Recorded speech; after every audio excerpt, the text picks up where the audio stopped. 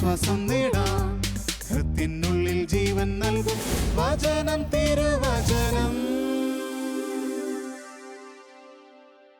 ഈശോയിൽ ഏറ്റവും പ്രിയപ്പെട്ട എൻ്റെ സഹോദരി സഹോദരന്മാരെ, ഇന്ന് നമ്മൾ ചിന്തിക്കുന്ന വിഷയം പശ്ചാത്തപിക്കുന്നവർക്ക് തിരിച്ചു വരുവാൻ കർത്താവ് അവസരം നൽകും.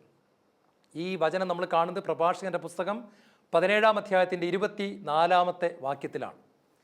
അവിടെ കർത്താവ് വളരെ സ്നേഹത്തോടു കൂടി നമ്മളോട് പറയുകയാണ്, പശ്ചാത്തപിക്കുന്നവർക്ക് അവൻ എത്ര വലിയ പാപിയാണെങ്കിലും എത്ര ദുഷ്ടനാണെങ്കിലും അവന് തിരിച്ചു വരുവാനും ദൈവ പൈതലായി തീരുവാനുമുള്ള അവസരം കർത്താവ് കൊടുക്കുമെന്നാണ് ദൈവത്തിൻ്റെ വചനം നമ്മളെ ഓർപ്പിക്കുന്നത്. അമേരിക്ക കണ്ട ഏറ്റവും വലിയ കുറ്റവാളികളിൽ ഒരാളായിരുന്നു ജെഫ്രി ഡാൽമർ എന്നറിയപ്പെടുന്ന സീരിയൽ കില്ലർ. അതായത് നമ്മുടെ നാട്ടിലെ റിപ്പർ എന്നൊക്കെ പറയുന്നത് പോലെ ഓരോ ഭവനങ്ങളിൽ രാത്രികാലങ്ങളിൽ കയറി ആളുകളെ തലയ്ക്ക് ചുറ്റികൊണ്ടടിച്ച് ഒരുപാട് ആൾക്കാരെ പല ഭാഗങ്ങളിലായിട്ട് കൊന്നൊടുക്കി ഒരു കാലഘട്ടത്തിൽ അമേരിക്കയെ മുഴുവൻ കിടുകിടാ വിറപ്പിച്ച് കളഞ്ഞ ഒരു വലിയ കുറ്റവാളിയായിരുന്നു ജെഫ്രി ഡാൽമർ. അദ്ദേഹത്തെ അമേരിക്കക്കാർ മുഴുവൻ വെറുത്തു. ആ മനുഷ്യനെ അവസാനം പോലീസ് സാഹസികമായിട്ട് പിടികൂടുന്നു. അദ്ദേഹത്തിന് കോടതി ശിക്ഷ വിധിക്കുന്നു. ശിക്ഷ ഇതാണ്: അദ്ദേഹത്തെ ഇലക്ട്രിക് ചെയറിൽ ഇരുത്തി കറണ്ട് അടിപ്പിച്ച് കരിച്ചു കളയുക. നമ്മുടെ ഇവിടെ തൂക്കിക്കൊല്ലുന്നു. അമേരിക്കയിൽ ഇലക്ട്രിക് ചെയറിൽ ഇരുത്തി സ്വിച്ച് ഓൺ ചെയ്യുമ്പോൾ കറണ്ട് വന്നിട്ട് ഒരു 2-3 സെക്കൻഡിനകം ആൾ ചാരമായി പോകും, കരിച്ചു കളയുകയാണ്. അപ്പോൾ ഈ ഒരു ശിക്ഷയ്ക്ക് വേണ്ടി ഈ മനുഷ്യനെ വിധിച്ച് ഏതാനും ദിവസങ്ങൾക്കകം അദ്ദേഹത്തിൻ്റെ ശിക്ഷ നടപ്പാക്കും. അങ്ങനെ അദ്ദേഹം ജയിലിൽ വളരെ നിരാശനായിട്ട് ഈ കുറ്റവാളി താമസിക്കുന്ന സമയത്ത് ഈശോയുടെ സുവിശേഷം പറയുവാനായിട്ട് അവിടെ ഒരു സുവിശേഷ പ്രഘോഷകൻ ദൈവത്തിൻ്റെ പ്രത്യേക പരിപാലന പ്രകാരം കടന്നു വരികയാണ്. അദ്ദേഹം എല്ലാ ആഴ്ചകളിലും ജയിലിലെ അവിടുത്തെ തടവുകാരോട് സുവിശേഷം പറയാനായിട്ട് വരുന്നതാണ്. അന്ന് അദ്ദേഹം ജെഫ്രി ഡാൽമറിനെ കണ്ടുമുട്ടി ഈശോയുടെ സുവിശേഷം അദ്ദേഹം പരിശുദ്ധാത്മാവിൻ്റെ അഭിഷേകത്തോടുകൂടി പങ്കുവെച്ചു കൊടുത്തു. പ്രിയപ്പെട്ട സഹോദരങ്ങളെ, ജീവിതത്തിൽ അപ്പൻ്റെ സ്നേഹം അനുഭവിച്ചിട്ടില്ല, അമ്മയുടെ സ്നേഹം അനുഭവിച്ചിട്ടില്ല.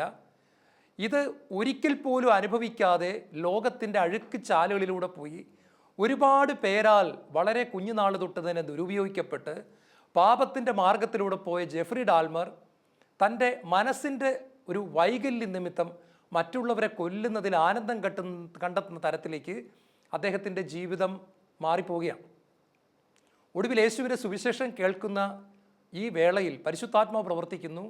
ആ സെല്ലിൻ്റെ അകത്തിരുന്ന് ഈ മനുഷ്യൻ ഈശോയുടെ സ്നേഹത്താൽ പിടിക്കപ്പെട്ടവനായിട്ട് ഒരു കൊച്ചു കുഞ്ഞിനെ പോലെ ഏങ്ങി കരയുകയാണ്. അദ്ദേഹം സുവിശേഷകനോട് ഇങ്ങനെ പറഞ്ഞു: സഹോദര, ഒരു 15 വർഷങ്ങൾക്ക് മുൻപായിരുന്നു ഈ സുവിശേഷം ഞാൻ കേട്ടതെങ്കിൽ ഞാൻ ഒരിക്കലും ഒരു കുറ്റവാളി ആകുകയില്ലായിരുന്നു. ആരും എന്നോട് യേശുവിനെ പറ്റി പറഞ്ഞിട്ടില്ല, ആരും എന്നോട് ദൈവം സ്നേഹമാണെന്ന് പറഞ്ഞിട്ടില്ല. ദൈവം എനിക്ക് എന്നും ഒരു പേടി സ്വപ്നമായിരുന്നു, എനിക്ക് ഭയമായിരുന്നു. ഇത്രയ്ക്ക് നല്ലവനാണ് ദൈവമെന്ന് എന്നോട് ആരും തന്നെ പറഞ്ഞിട്ടില്ല. അങ്ങനെ പറഞ്ഞു തന്നിരുന്നെങ്കിൽ ഞാനൊരു കുറ്റവാളി ആകത്തില്ലായിരുന്നു. പ്രിയപ്പെട്ടവരെ, അവൻ്റെ ശിക്ഷ നടപ്പിലാക്കാൻ സമയത്ത് അവിടെ ഒരുപാട് ആളുകൾ തടിച്ചുകൂടി. കാരണം ജെഫ്രിയുടെ മാനസാന്തരം അമേരിക്കയിൽ വലിയ ഒരു വാർത്തയായി തീരുകയാണ്. യേശുവിൻ്റെ സ്നേഹത്താൽ പിടിക്കപ്പെട്ട ഈ ചെറുപ്പക്കാരൻ ജയിലിൽ എപ്പോഴും പ്രാർത്ഥനയും ബൈബിൾ വായനയുമായിട്ട് തൻ്റെ അവസാന ദിവസങ്ങൾ തള്ളി നീക്കുകയാണ്. ഒടുവിൽ അവനെ ശിക്ഷിക്കുവാനായിട്ട് കൊണ്ടുപോകുമ്പോൾ പുഞ്ചിരിക്കുന്ന മുഖത്തോടുകൂടി കൈകളിൽ ഒരു പോക്കറ്റ് ബൈബിൾ ഉയർത്തിപ്പിടിച്ചുകൊണ്ട് ഞാൻ യേശുവിൻ്റെ പക്കലേക്ക് പോകുന്നു എന്ന് പറഞ്ഞുകൊണ്ട് മരണത്തെ അല്പം പോലും ഭയപ്പെടാതെ പുഞ്ചിരിക്കുന്ന മുഖത്തോടുകൂടി പരിശുദ്ധാത്മാവിൻ്റെ അഭിഷേകമുള്ളവനായിട്ട് അവൻ്റെ കരിവാളിപ്പുള്ള മുഖമെല്ലാം മാറി പൈശാചിക അടിമത്തം അവസാനിച്ചു. അവൻ ദൈവത്തിൻ്റെ പൈതലായി മാറി ഈ ലോകത്തിൽ നിന്ന് അവൻ സ്വർഗത്തിലേക്ക് കടന്നു പോകുന്ന രംഗം പ്രിയപ്പെട്ടവരെ എത്രയോ മനോഹരമാണ്. അതുകൊണ്ടാണ് കർത്താവ് പറയുന്നത്, പശ്ചാത്തപിക്കുന്നവർക്ക് തിരിച്ചു വരുവാൻ കർത്താവ് അവസരം കൊടുക്കും. ലോകത്തിൻ്റെ ചരിത്രത്തിൽ അല്ലെങ്കിൽ പ്രപഞ്ചത്തിൻ്റെ ചരിത്രത്തിൽ അല്ലെങ്കിൽ ചരിത്രത്തിൽ ആദ്യമായിട്ട് പാപം കടന്നു വരുന്നത് ഭൂമിയിലല്ല, അത് സ്വർഗത്തിലാണ്. കാരണം ആരാധന ലഭിച്ചുകൊണ്ടിരുന്ന ദൈവത്തെ കണ്ട് അസൂയ പൂണ്ട ഒരു മാലാഹയുടെ ഹൃദയത്തിൽ അഹങ്കാരവും അതിനെ തുടർന്ന് അസൂയമുണ്ടാകുകയും അങ്ങനെയാണ് ശരിക്കും പറഞ്ഞാൽ ആദ്യമായിട്ട് പാപം കടന്നു വരുന്നത്. ആ മാലാഹയാണ് പിന്നീട് ലൂസിഫറായിട്ട് മാറും. നമുക്കറിയാം, മാലാഖയുടെ ഹൃദയത്തിൽ ആദ്യം ഒരു അഹങ്കാരം കടന്നു വരികയാണ്. എനിക്ക് എന്തുകൊണ്ട് ദൈവത്തെ പോലെ ആരാധന കിട്ടിക്കൂടാ, എന്തുകൊണ്ട് മറ്റു മാലാഖമാർക്ക് എന്നെ ആരാധിച്ചുകൂടാ? പ്രിയപ്പെട്ടവരെ, പാപം കടന്നു വന്നു, പിന്നീട് അവൻ പിശാചാട്ട് മാറുകയാണ്. പക്ഷെ ഇത് വായിക്കുമ്പോഴൊക്കെ എൻ്റെ മനസ്സിലൊരു സംശയം വരികയാണ്. ഈ പാപകരമായ ചിന്ത ഉണ്ടായ സമയത്ത് തന്നെ ഈ മാലാഖ ദൈവത്തിൻ്റെ കാലുകളിലേക്ക് വീണിട്ട് പറയുകയാണ്, ദൈവമേ, എനിക്കിങ്ങനെ ഒരു അഹങ്കാരത്തിൻ്റെയും ഒരു അസൂയയുടെയും ഒരു വെറുപ്പിൻ്റെയും ഒക്കെ ചിന്ത വന്നു, എനിക്ക് ദൈവത്തെപ്പോലെ ആകണമെന്നുള്ള ഒരു കൊതി ഉണ്ടായി, എന്നോട് ക്ഷമിക്കണമേ, കുറച്ച് സമയത്തേക്ക് ഞാൻ ഈ ചിന്തയൊന്ന് ആലോചിച്ചു പോയി, ദൈവമേ എനിക്ക് മാപ്പ് തരണമേ എന്ന് ആ മാലാഖ പറഞ്ഞിരുന്നുവെങ്കിൽ എന്തായിരുന്നേനെ ദൈവത്തിൻ്റെ പ്രതികരണം? പ്രിയപ്പെട്ടവരെ, ദൈവത്തിന് ഒരിക്കലും അനുതപിക്കുന്ന ഒരു വ്യക്തിയെ നോ എന്ന് പറയാനായിട്ട് പറ്റുകയില്ല. ഞാൻ പാപിയാണ്, എനിക്ക് തെറ്റിപ്പോയി എന്ന് പറഞ്ഞ് കണ്ണുനീരോടെ നിൽക്കുന്ന ഒരു വ്യക്തിയുടെ മുഖത്ത് നോക്കിയും ദൈവത്തിന് ഒരിക്കൽ പോലും നിന്നെ എനിക്ക് വേണ്ട എന്ന് പറയുവാനായിട്ട് സാധ്യമല്ല. അതാണ് ബൈബിളിൻ്റെ ചരിത്രം മുഴുവൻ നമ്മളെ പഠിപ്പിക്കുന്നത്. അതുകൊണ്ടാണ് പ്രിയപ്പെട്ടവരെ, പ്രഭാഷകന്റെ പുസ്തകം 21-ാം അധ്യായത്തിൻ്റെ 6-ാമത്തെ വചനത്തിൽ ദൈവത്തിൻ്റെ വചനം പറയുകയാണ്, കർത്താവിനെ ഭയപ്പെടുന്നവർ ഹൃദയം കൊണ്ട് പശ്ചാത്തപിക്കും. കർത്താവിനെ ഭയപ്പെടുന്നവർ ഹൃദയം കൊണ്ട് പശ്ചാത്തപിക്കും. ബൈബിളിൽ എനിക്ക് ഏറ്റവും ഇഷ്ടപ്പെട്ട കഥാപാത്രം ശരിക്കും പറഞ്ഞാൽ പത്രോസാണ്. അതിൻ്റെ കാരണം എന്താണെന്ന് ചോദിച്ചു കഴിഞ്ഞാൽ, പത്രോസിനെ കാണുമ്പോൾ, പത്രോസിനെ പറ്റി വായിക്കുമ്പോൾ അത് എന്നെപ്പറ്റിയാണ് അവിടെ പറഞ്ഞിരിക്കുന്നത് പലപ്പോഴും എനിക്ക് തോന്നുകയാണ്. കാരണം പ്രിയപ്പെട്ടവരെ, ഒരുപാട് കുറവുകളുള്ള ഒരു മനുഷ്യൻ, ഒരുപാട് ബലഹീനതകളുള്ള ഒരു മനുഷ്യൻ, ഒരുപാട് വീക്ക്നെസ് ഉള്ള ഒരു മനുഷ്യൻ, പാപം നിറഞ്ഞു നിൽക്കുന്ന ഒരു മനുഷ്യൻ, ഒരു പച്ച മനുഷ്യൻ. ഈ മനുഷ്യനെയാണ് ദൈവം അത്ഭുതകരമായിട്ട് രൂപാന്തരപ്പെടുത്തി സ്നേഹം നിറച്ച്, അഭിഷേകം നിറച്ച് മാർപ്പാപ്പിയാക്കി മാറ്റുന്നത് എന്ന് കാണുമ്പോഴാണ് ദൈവത്തിൻ്റെ സ്നേഹത്തിൻ്റെ നീളവും വീതിയും ആഴവും ഉയരവും നമുക്ക് മനസ്സിലാകുന്നത്. ഞാൻ ഓർക്കുകയാണ്, ബൈബിളിൽ യോഹന്നാൻ കരഞ്ഞു എന്നൊരു വചനമില്ല, തോമാസ് ലീഹ കരഞ്ഞു എന്നൊരു വചനമില്ല, അതുപോലെ തന്നെ ഫിലിപ്പോസ് കരഞ്ഞു, ബർത്തലോമിയോ കരഞ്ഞു, മത്തായി കരഞ്ഞു, ഇതൊന്നും നമ്മൾ കാണുന്നില്ല. എന്നാൽ ബൈബിളിലെ എല്ലാ സുവിശേഷങ്ങളിലും തെറ്റാതെ എഴുതി വച്ചിരിക്കുന്ന ഒരു വചനമാണ് പത്രോസ് കരഞ്ഞു.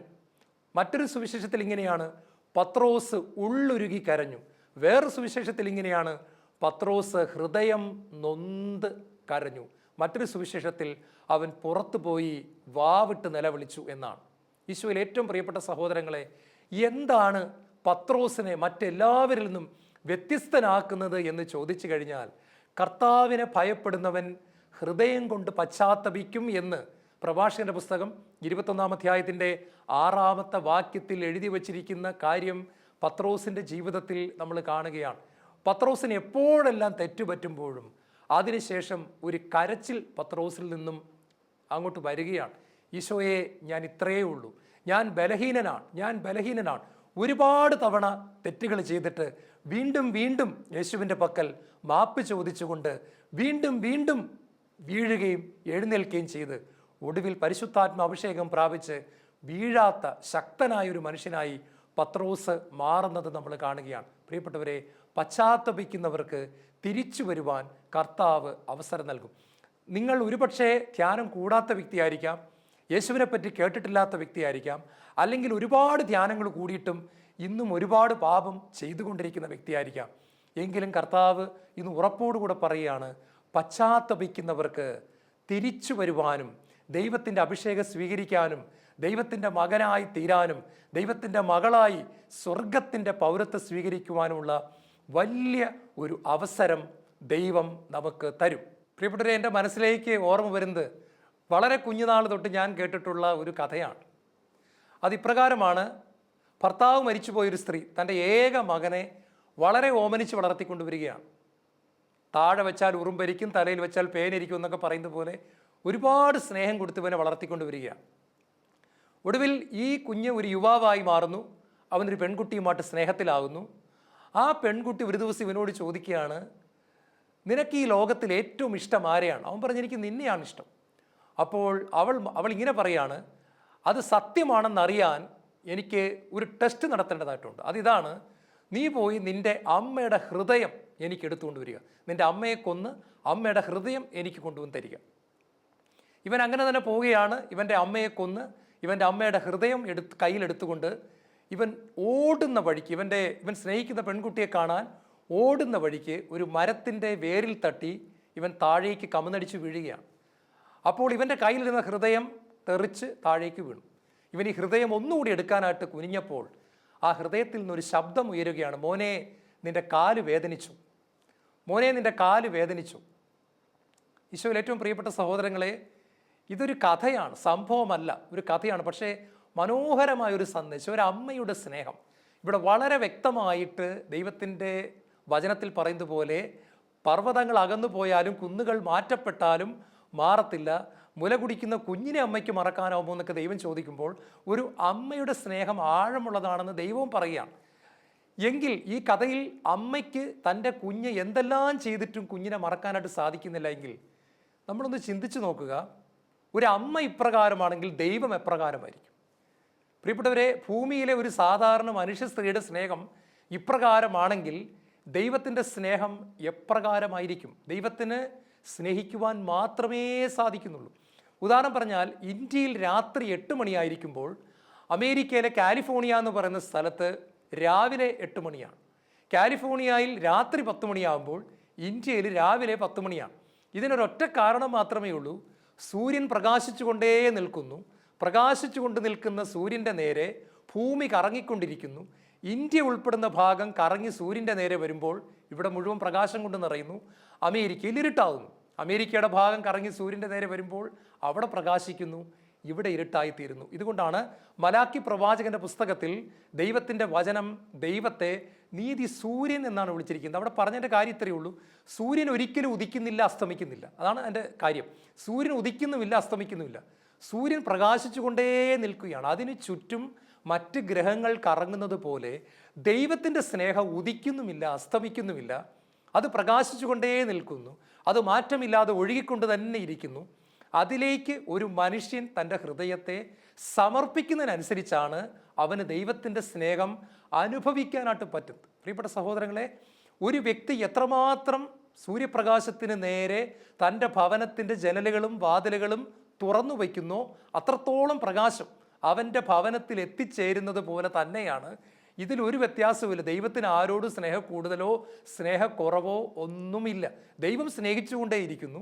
ഒരു മനുഷ്യൻ തൻ്റെ ഹൃദയത്തിൻ്റെ വാതിലുകൾ തുറയ്ക്കുകയും അടയ്ക്കുകയും ചെയ്യുന്നതിനനുസരിച്ചാണ് അവന് ദൈവത്തിൻ്റെ സ്നേഹത്തെ മനസ്സിലാക്കുവാനും അനുഭവിക്കുവാനായിട്ട് സാധിക്കുന്നത്. ഉദാഹരണം പറഞ്ഞാൽ, ഈശോ ഇപ്രകാരം പറഞ്ഞു, നിങ്ങൾ നിങ്ങളുടെ ശത്രുക്കളോട് ഹൃദയപൂർവ്വം ക്ഷമിക്കുന്നില്ല എങ്കിൽ നിങ്ങളുടെ സ്വർഗസ്ഥനായ പിതാവ് നിങ്ങളോട് ക്ഷമിക്കുകയില്ല എന്ന് പറഞ്ഞു. പ്രിയപ്പെട്ടവരെ, ആ വചനത്തിൻ്റെ ശരിയായിട്ടുള്ള വ്യാഖ്യാനം കത്തോലിക്ക തിരുസഭയിലെ സഭാപിതാക്കന്മാർ പഠിപ്പിക്കുന്നത് ഇങ്ങനെയാണ്: ദൈവം നിങ്ങൾക്ക് തരുന്ന ക്ഷമയെ നിങ്ങൾക്ക് അനുഭവിക്കാൻ പറ്റണമെങ്കിൽ നിങ്ങൾ തുറക്കേണ്ട ഒരു വാതിലാണ്, നിങ്ങൾ തുറക്കേണ്ട ഒരു ജനലാണ് നിങ്ങളെ വേദനിപ്പിച്ച ഒരു വ്യക്തിയോട് നിങ്ങൾ ക്ഷമിക്കുക എന്ന് പറയുന്നത്. അത് ചെയ്യുമ്പോഴാണ് നിങ്ങളുടെ ജീവിതത്തിൻ്റെ വാതിലും ജനലും നിങ്ങൾ തുറക്കുന്നത്. ആ സമയത്ത് ദൈവത്തിൻ്റെ ക്ഷമ നിങ്ങൾക്ക് അനുഭവിക്കാൻ പറ്റുന്നതേ ഉള്ളൂ. അല്ലാതെ ദൈവം നിങ്ങൾ ചെയ്യുന്നത് നോക്കിയിട്ടല്ല ക്ഷമിക്കുന്നത്, സ്നേഹിക്കുന്നതും.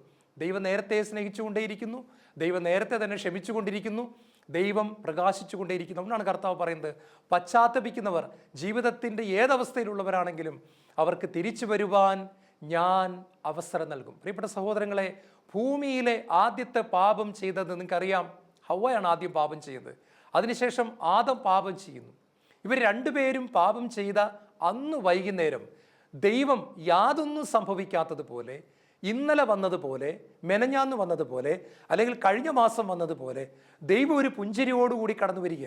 ദൈവത്തിൻ്റെ മുഖത്ത് വെറുപ്പില്ല, ദൈവത്തിൻ്റെ മുഖത്ത് വാട്ടമില്ല, ദൈവത്തിൻ്റെ മുഖത്ത് പ്രത്യേക ഭാവങ്ങളൊന്നുമില്ല, ഒരു മാറ്റവുമില്ല. അന്ന് വൈകുന്നേരവും ദൈവം മക്കളേന്ന് വിളിച്ചുകൊണ്ട് ഏദൻ തോട്ടത്തിലേക്ക് കടന്നു വരുമ്പോൾ സാധാരണയായിട്ട് ആദവും ഹവ്വയും കൈകൾ കൂപ്പി പാട്ടുപാടി ദൈവത്തെ ആരാധിച്ചുകൊണ്ട് നിൽക്കുന്ന സ്ഥലത്ത് അവരെ രണ്ടുപേരെ അന്ന് ദൈവത്തിന് കാണാൻ പറ്റിയില്ല.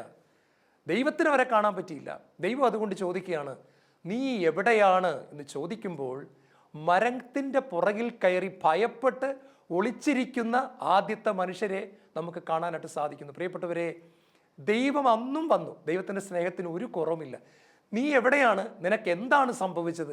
നീ ഞാൻ കഴിക്കരുതെന്ന് പറഞ്ഞ പഴം കഴിച്ചോ എന്ന് ചോദിക്കുന്ന സമയത്ത് ആദം ഇങ്ങനെ പറഞ്ഞെന്ന് വിചാരിക്കുക, ദൈവമേ എനിക്കൊരു തെറ്റ് പറ്റിപ്പോയി, അപ്പാ എന്നോട് ക്ഷമിക്കണമെന്ന് പറഞ്ഞുകൊണ്ട് ദൈവത്തിൻ്റെ കാലുകളിലേക്ക് അവൻ കെട്ടിപ്പിടിച്ച് വീണിട്ട് അവനൊന്ന് വാവിട്ട് നിലവിളിച്ച് 2 തുള്ളി കണ്ണുനീർ വീഴ്ത്തിയിരുന്നെങ്കിൽ ദൈവപിതാവ് അവനെ പൊക്കിയെടുത്തുകൊണ്ട്, സാരമില്ല മോനെ, സാരമില്ല, ഞാൻ ക്ഷമിച്ചിരിക്കുന്നു എന്ന് പറയുമായിരുന്നു.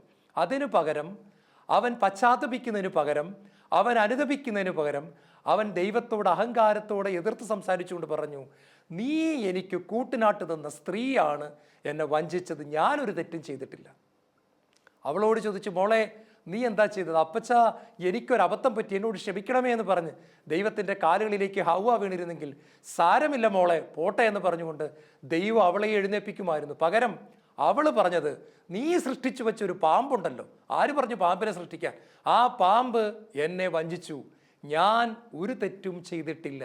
പ്രിയപ്പെട്ടവരെ, ഇതാണ് സംഭവം. അതായത് ദൈവം വരുന്ന സമയത്ത് രണ്ടുപേരും തെറ്റിപ്പോയി എന്ന് പറയുന്നില്ല, പകരം ഞങ്ങൾ ഒരു തെറ്റും ചെയ്തിട്ടില്ല, അതിൻ്റെ കാരണം മറ്റേ വ്യക്തിയാണ് അല്ലെങ്കിൽ പാമ്പാണ് എന്ന് പറഞ്ഞുകൊണ്ട് നമ്മൾ പറയുന്നത് പോലെ ഞാൻ വീഴത്തില്ലായിരുന്നു, പക്ഷേ പ്രലോഭനത്തിൻ്റെ കട്ടി ഇച്ചിരി കൂടുതലായിരുന്നു ബ്രദറെ എന്ന് പറയുന്നത് പോലെയാണ്. ഞാൻ വീഴത്തില്ലായിരുന്നു അച്ഛാ, പക്ഷേ അത്ര ശക്തമായ പ്രലോഭനമായിരുന്നു, അല്ലെ ഞാൻ പിടിച്ചു നിന്നേനെ എന്ന് പറയുന്നത് പോലെ ഇവർ രണ്ടുപേരും എക്സ്ക്യൂസുകൾ പറഞ്ഞുകൊണ്ട് ദൈവത്തിൻ്റെ മുമ്പിൽ നിന്ന് രക്ഷപ്പെടാനായിട്ട് നോക്കി. ഒറ്റ കാരണത്താൽ അവർക്ക് ദൈവത്തിൻ്റെ സ്നേഹം അനുഭവിക്കാനായിട്ട് സാധിക്കുന്നില്ല. ഇന്നും ലോകത്തിൽ ആർക്കെങ്കിലും ദൈവത്തിൻ്റെ സ്നേഹവും ക്ഷമയും അനുഭവിക്കാൻ പറ്റുന്നില്ല എങ്കിൽ അതിനൊരൊറ്റ കാരണം മാത്രമേ ഉള്ളൂ, അവർ ദൈവത്തിൻ്റെ മുമ്പിലേക്ക് തങ്ങളുടെ ഹൃദയത്തെ തുറന്നു കൊടുക്കുന്നില്ല, പശ്ചാത്തപിക്കുന്നില്ല, അനുതപിക്കുന്നില്ല. ഈശോയിൽ ഏറ്റവും പ്രിയപ്പെട്ട സഹോദരങ്ങളെ, ബൈബിളിൻ്റെ തന്നെ ചരിത്രത്തിൽ ഏറ്റവും വൃത്തികെട്ടതും ക്രൂരവുമായ പാപം ചെയ്ത മനുഷ്യനാണ് ദാവീദ് എന്ന് പറയുന്ന മനുഷ്യൻ.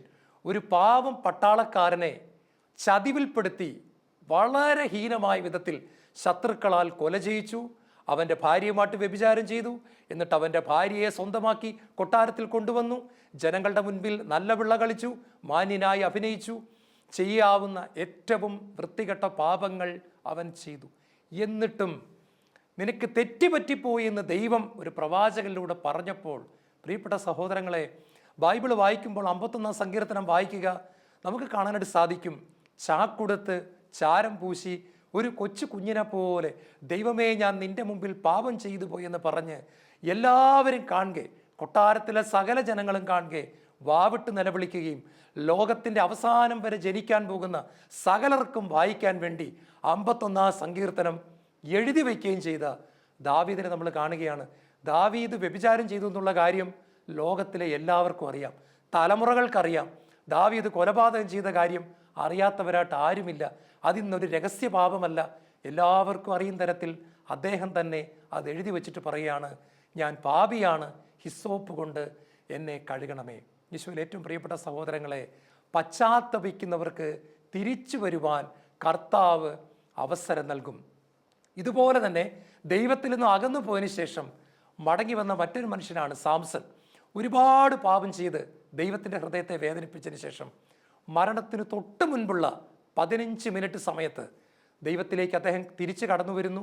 അത്ഭുതകരമായി അദ്ദേഹത്തിൻ്റെ പുറത്ത് ദൈവത്തിൻ്റെ വലിയ കൃപ കടന്നു വരുന്നു, അഭിഷേകം കടന്നു വരുന്നതായിട്ട് നമ്മൾ കാണുകയാണ്.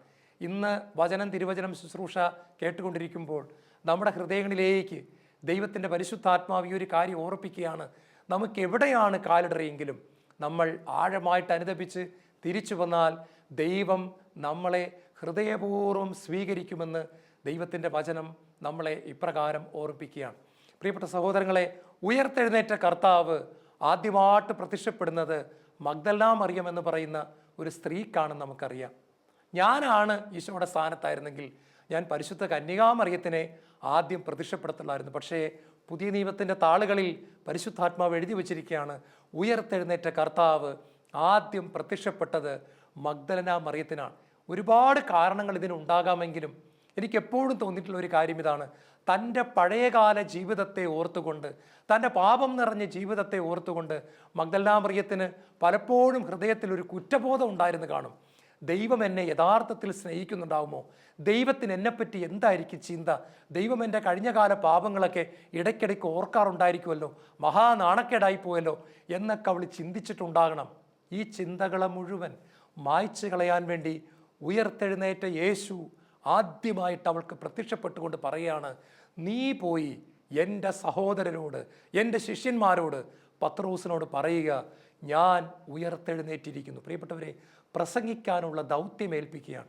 വചനപ്രഘോഷണത്തിൻ്റെ ദൗത്യം ഈ പാവപ്പെട്ട പെൺകുട്ടിക്ക് ഏൽപ്പിച്ചുകൊണ്ട് തൻ്റെ സ്നേഹം കർത്താവ് വെളിപ്പെടുത്തുകയാണ്. അതായത് നിൻ്റെ കഴിഞ്ഞകാല ജീവിതത്തിൻ്റെ പാപങ്ങൾ ഞാൻ ഒരിക്കലും ഓർക്കുന്നില്ല, അതെൻ്റെ ഹൃദയത്തിലില്ല, അതെൻ്റെ ഓർമ്മയിലില്ല.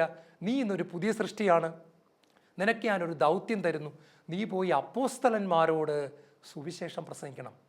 അതായത് അന്നത്തെ മാർപ്പാപ്പയോടും അന്നത്തെ കർദിനാളന്മാരോടും, പത്രോസ് മാർപ്പാപ്പ, യോഹന്നാൻ, പീലിപ്പോസ് അവരെല്ലാവരും ഉണ്ട്.